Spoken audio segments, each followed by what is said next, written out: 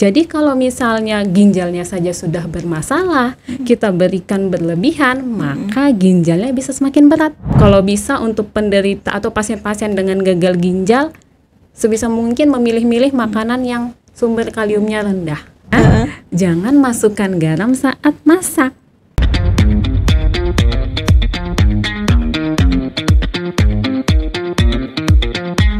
Halo sahabat Hermina, kembali lagi di podcast kami dengan saya Dr. Widi selaku dokter umum dan narasumber dengan Dr. Kurnia spesialis gizi klinik ya. Betul.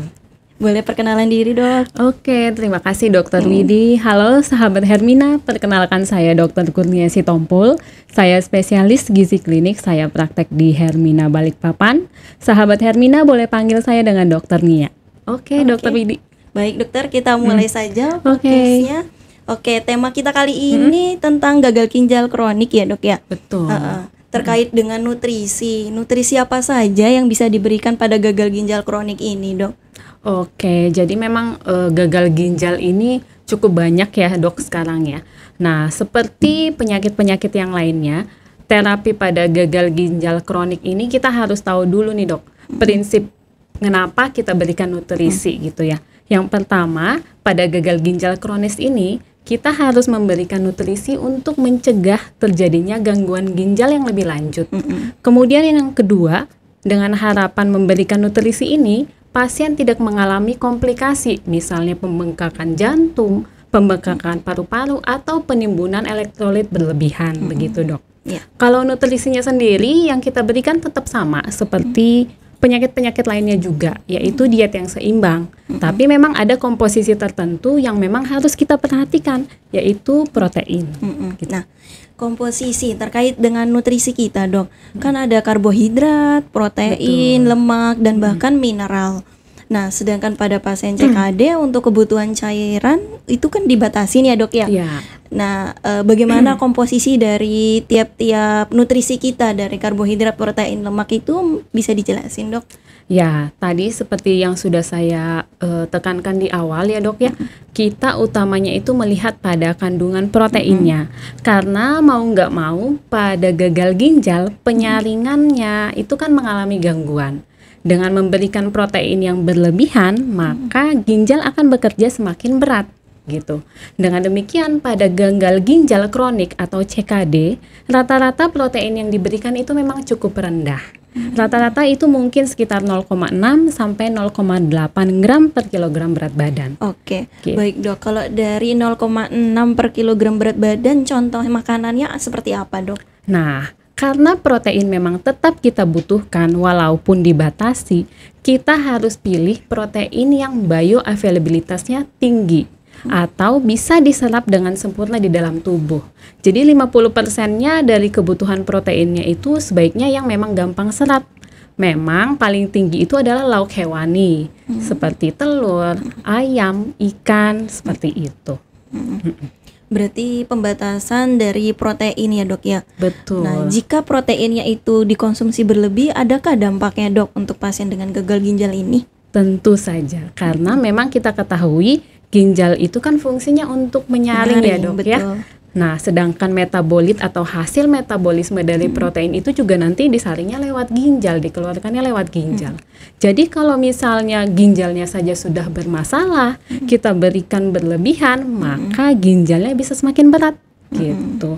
Jadi kalau misalnya ginjalnya makin berat, maka penyakit pasien pasti semakin berat. Bukannya kita memperbaiki, malah memperberat gitu. Ada kaitannya nggak dok dari peningkatan kadar uremia? Betul. Itu ya dok ya? Kalau betul sekali. Itu tadi efek sampingnya ya dok ya. Jadi hasil metabolismenya si protein tadi keluarnya dalam bentuk ya ureumnya bisa tinggi di dalam tubuh.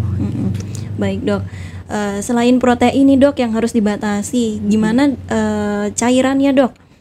Mineral kita atau kebanyakan konsumsi buah yang seperti apa dok? Oke, ya memang kalau kita sering dengar ya dok ya, kalau misalnya gagal ginjal itu harus batasin air katanya ya. Jadi orang gagal ginjal tuh nggak boleh minum banyak-banyak.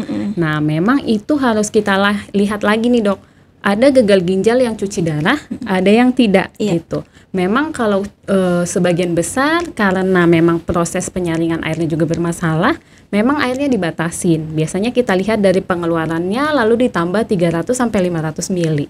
Memang kalau kita berlebihan memberikan airnya, mau tidak mau akan terjadi pembengkakan di dalam tubuh. Jadi memang untuk penderita gagal ginjal harus dibatasi cairannya, disesuaikan dengan kebutuhan yang sudah disampaikan oleh dokter penanggung jawab tentu saja.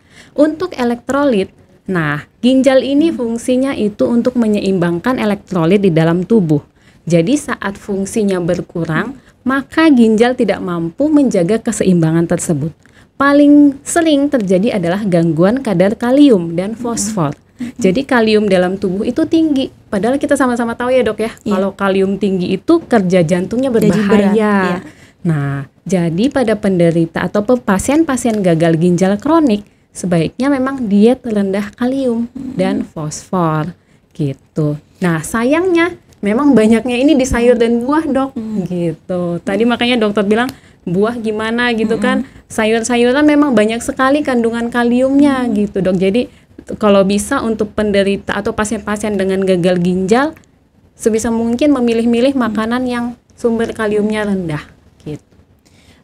Ada kan dok kebanyakan makan pisang nih. Nah pisang yang paling tinggi kan kebanyakan masyarakat kan taunya pisang yang tinggi kalium, tapi ternyata semua sayuran dan buah itu semua tinggi kalium ya dok ya. Betul, jadi memang rata-rata contohnya saya berikan beberapa contoh nih yang sumber kalium, misalnya alpukat, pisang, lalu juga kentang, kemudian tomat, bahkan penggunaan kunyit juga bisa meningkatkan kadar kalium di dalam tubuh. Begitu. Kunyit ya dok, berarti kayak jamu-jamuan gitu juga. Betul. Memang sebaiknya beberapa saat ya dibatasi saja dulu ya.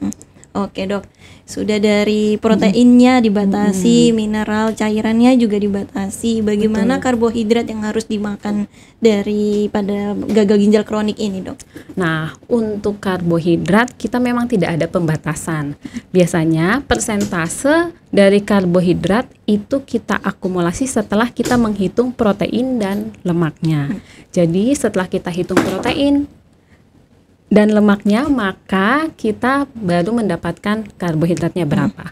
Tapi karbohidrat ini pun kita sesuaikan dengan penyakit komorbid yang ada. Misalnya pasien gagal ginjal kadang kan tidak berdiri sendiri ya dok, ada diabetes gitu. Nah itu yang kita pilihkan jumlahnya, lalu kita pilihkan, kita hindari karbohidrat yang mungkin terlalu sederhana gitu.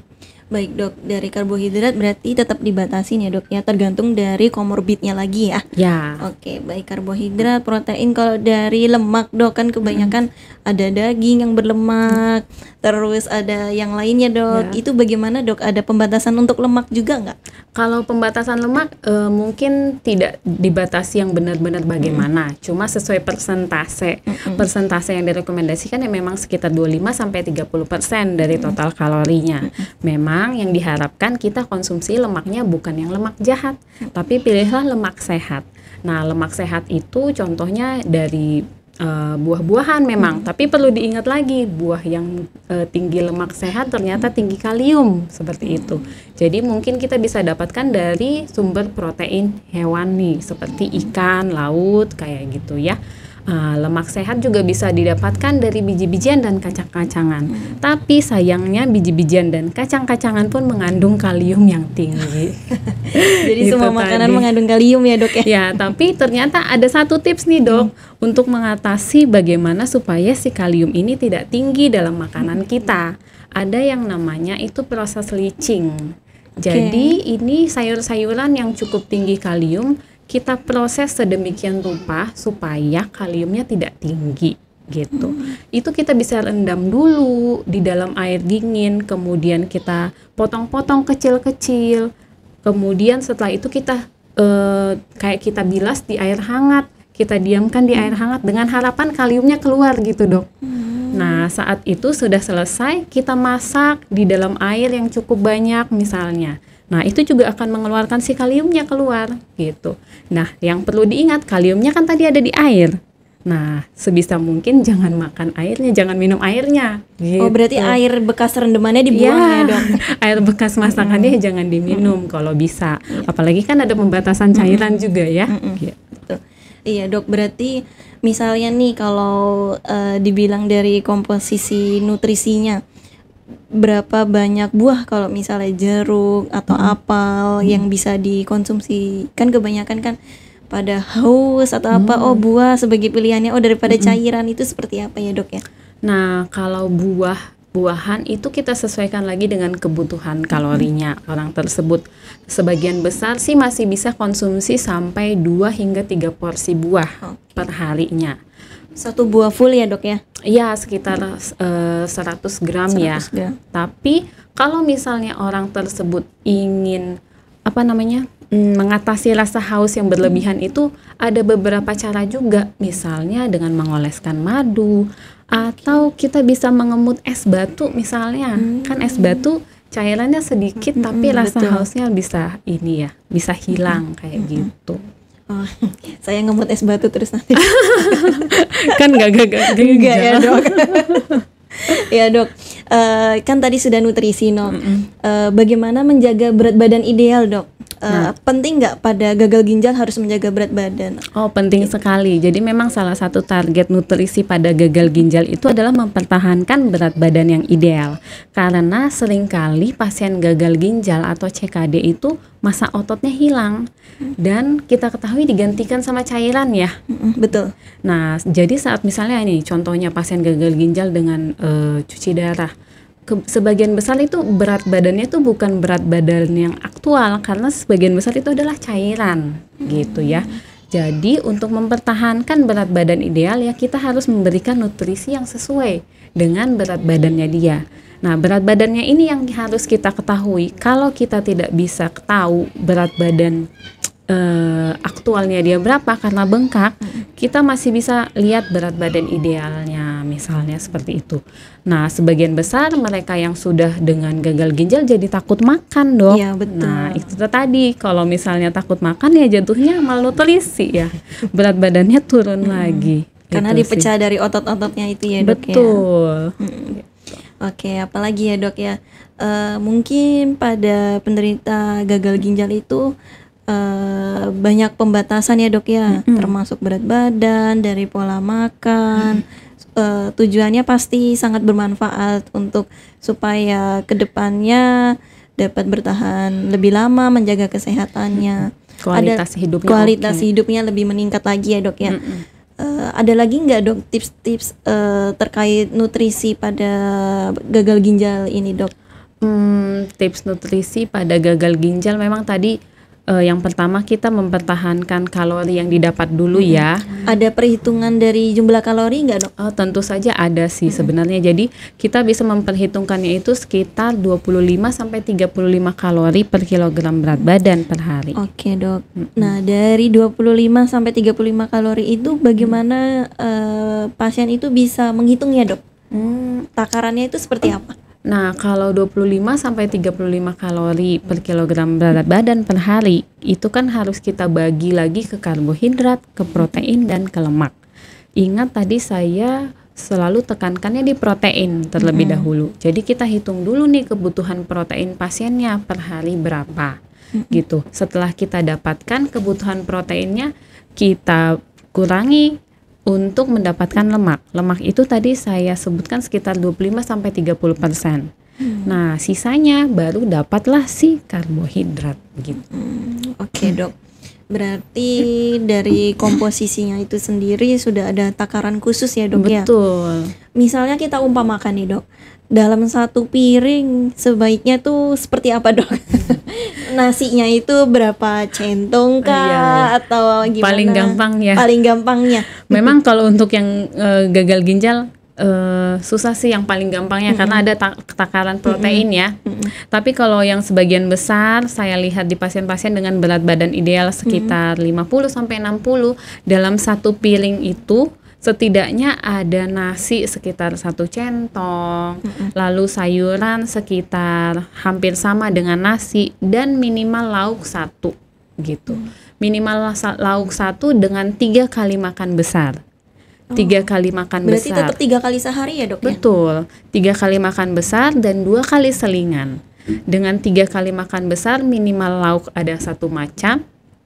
Lalu pada selingannya bisa mengonsumsi misalnya buah-buahan juga masih boleh. Atau beberapa orang yang tidak bisa makan dengan baik bisa mendapatkan suplementasi oral. Suplementasi oral itu seperti susu. Itu bisa dikonsumsi saat minum saat selingan gitu. Susu berarti 1 kali sehari, Dok? Bisa 1 sampai 2 tergantung kebutuhannya. Oke, Dok. Terkait dengan susu, biasanya kan pada gagal ginjal ada susu khusus ya, Dok ya? Oh iya. Bukan kayak susu yang yang bisa tanpa penyakit tertentu gitu, Dok. Iya. Apakah ada, Dok? Betul ya, dan itu pun dibedakan yang memang untuk pasien gagal ginjal yang sudah cuci darah atau yang belum, atau yang gagal ginjalnya masih baru atau akut begitu. Karena itu terkait dengan kandungan protein dan elektrolit yang di dalamnya. Gitu. Kebutuhan protein pada pasien gagal ginjal yang sudah cuci darah dan yang tidak ada rencana cuci darah itu sangat berbeda. Lebih tinggi yang sudah cuci darah daripada yang tidak ada planning untuk cuci darah, begitu. Itu disesuaikan dengan susu tadi tersebut. Begitu juga dengan kandungan elektrolitnya. Elektrolit yang ada untuk tanpa terapi cuci darah biasanya lebih rendah dibandingkan yang cuci darah, begitu. Oke, Dok. Banyak sekali ya, Dok ya. Makanan aja susu ada, buah-buahan, sayuran, bahkan nasi, dan ini pun juga baik, Dok. Kalau untuk cara pengolahannya, Dok, ada nggak kayak digoreng kah atau ini mempengaruhi nggak, Dok, dari cara pengolahan makannya untuk pada ini? Kalau kita kaitannya dengan cara pengolahan itu kan macam-macam ya. Misalnya digoreng, itu kaitannya dengan kandungan lemak di dalam makanan. Betul. Semakin sering kita goreng, maka lemaknya juga semakin meningkat. Jadi sebisa mungkin memang dikurangi nih yang goreng-gorengan juga. Karena tidak sedikit juga pasien dengan CKD atau gagal ginjal itu komorbidnya ada yang dislipidemia, kolesterolnya juga tinggi. Selain itu tadi, yang penggunaan bumbu-bumbuan, ada beberapa penelitian yang mengatakan memang penggunaan si kunyit tadi itu bisa meningkatkan kadar kalium dalam makanan. Padahal ada yang senangnya makanya beraroma gitu ya. Jadi banyak bumbu gitu dimasukin. Nah, itu juga harus hati-hati. Lalu yang perlu diingat juga pada gagal ginjal itu kan ada pembatasan garam. Nah, sebisa mungkin pasien-pasien dengan gagal ginjal harus melihat penggunaan garam atau pengganti garam gitu. Bedanya apa, Dok? Penggunaan garam Kalau pengganti. garam kan itu garam saja ya, Dok ya. Sedangkan ada yang namanya tambahan seperti MSG lah. Kalau MSG itu kan sudah ada garam tapi ada penambah rasa gitu. Rata-rata kandungannya nggak cuma garam gitu. Iya, Dok, kan kita kan pengolahan makanan kan banyak ya, Dok ya. Dan bumbu pun juga banyak, Dok. Betul. Yang kemasan-kemasan instan. Nah, berarti kan intinya pembatasan garam supaya nanti nggak menarik cairan juga ya, Dok ya. Oke. Nggak ada takaran berapa sendoknya, Dok, terkait dengan garam harus berapa sendok? Kalau garam itu kita pakainya natrium ya, Dok. Identik dengan natrium, setidaknya tidak lebih dari 2.300 mg per hari. Tapi rata-rata untuk yang CKD dengan hipertensi sebaiknya itu malah di bawah 1.500 sampai 2.000 malah gitu. Itu sekitar 2/3 sendok teh malah ya. Sedikit sih sebenarnya. Sedikit, sedangkan kalau di dalam wadah udah jadi banyak, masuk berapa sendok ya, Dok ya? Tipsnya jangan masukkan garam saat masak. Gitu. Jadi saat kapan, Dok? Saat mau makan gitu. Jadi saat masak itu memang plain ya kesannya. Jadi masukannya itu saat kita mau makan. Istilahnya garam meja. Itu pasti akan berbeda rasanya setiap orang. Berarti sebaiknya disisihkan ya, Dok ya. Misalnya ini pasien gagal ginjal dalam satu keluarga sebaiknya dibedain aja ya dok ya, atau gimana dok? Menurut saya nggak harus dibedain. Jadi bikin aja makanan itu tanpa garam. Garamnya ada di meja. Jadi tergantung orang yang menambahkan gitu. Karena rasanya itu pasti berbeda-beda. Bahkan semakin tinggi usia, palatabilitas kan beda ya. Perasaan kecap sama garam kan beda. Gitu. Baik dok. Bumbu sudah, cara masak sudah, semua jenis makanan sudah. Mau bahas apa lagi nih dok? Apa yang kira-kira ada di pikiran dokter Widi? Kayaknya menurut saya udah semua ya itu ya. Karena poin penting pada penyakit ginjal yang tadi, protein harus dijaga, memang harus dibatasi. Apalagi untuk mereka yang tidak mendapatkan terapi cuci darah. Lalu yang elektrolit juga, terutama kalium, natrium, dan fosfor. Itu sih tadi. Ya. Baik dok. Sahabat Hermina, ini terkait dengan gagal ginjal kronik. Jadi kesimpulannya semua makanan bisa dimakan tapi ada pembatasannya. Betul gitu ya dok sekali. Ya? Udah dibahas tadi terkait dengan karbohidrat, lemak, protein, dan bahkan cairan pun juga harus dibatasi. Dari takarannya dan bahkan cara pengolahan dan bumbunya pun juga sudah dijelaskan di sini.